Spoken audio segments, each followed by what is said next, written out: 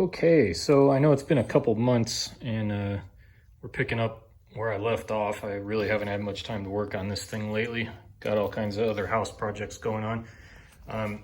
Got some spare time to work on it today, and I started cutting up this new Clocker Home sill that I have here. At first I was going to do the whole thing in one piece, but I decided not to do that for a couple reasons, because this Clocker Home sill is a total piece of shit. It doesn't fit right. The profile isn't that great, and also it does not have any holes drilled in it for either the sill trim plate or the plastic grommets for the side skirt. And I really didn't want to have to measure up and drill all those holes, so I decided to just patch in the back half, mainly because the front half of this thing is in really good shape. You know, if you look down inside there really is no rust at all. I know you kind of can't see, but try to shine some stuff in there. Anyway, it's pretty solid in there, so I decided to save the front half and only have to drill a couple holes in the back for the side skirt, so that'll save me a lot of labor right there. Also, you know, if you look inside this thing, I have prepped it with weld through primer and then also cavity waxed the whole entire thing all the way in there, so that is never ever gonna rust.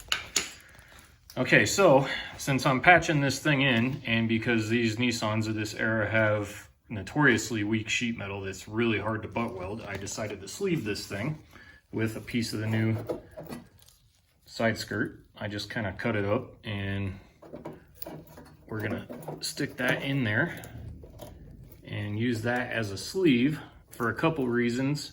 One being strength, and two, because the sheet metal is so thin, it'll actually give you a backer to weld to. It makes it a lot easier when you're butt welding stuff together. So basically, this whole piece here is just gonna sit up against there like so. And you know, like I said, you look at the profile of this thing, the fitment's terrible, so I got a lot of hammering and dollying to do before I even consider tacking that thing in. But once I get all these, once I get a few tacks here and get it all set up, then I am going to take this down to the body shop that's down the street from me and have them pinch weld this flange all the way across here, because there's, you know, you got the side skirt, the inner sill reinforcement, the outer wheelhouse, and the inner frame structure. So you got 4 pieces of metal that need to be sandwiched together and spot welded. I unfortunately do not have a spot welder. A real professional pro spot welder is upwards of $15,000, and that's just not something I would buy for one restoration. So that's where we are. So once I get this flange and this flange, well, only this one spot welded, then I'm gonna work on getting the quarter panel over top of it. And once the quarter panel, which by the way comes to about right here, and it overlaps the sill, so at the bottom down here you will also have the quarter panel, inner sill reinforcement, outer wheelhouse, and inner frame structure that all need to be spot welded together as well. So this thing's gonna make a couple trips back and forth to the body shop on a trailer, unfortunately, but it is what it is. So that's where I'm at. I'm gonna temporarily start tacking this thing in place and see where I'm at fitment wise. It may have to come back off, may have to be hammered out. Well, I know it's gonna have to be hammered out because the profile sucks, but that's what hammers and dollies and body filler are for. So one way or another, we're gonna get this set. But what really sucks about this thing is if you look at the back half of this, and I'd say probably from about right here back, the quarter panel overlaps it. So if you look at the original piece, you can see that the quarter panel came to about right here, and then it kind of dives in, and the profile of it is a lot shallower.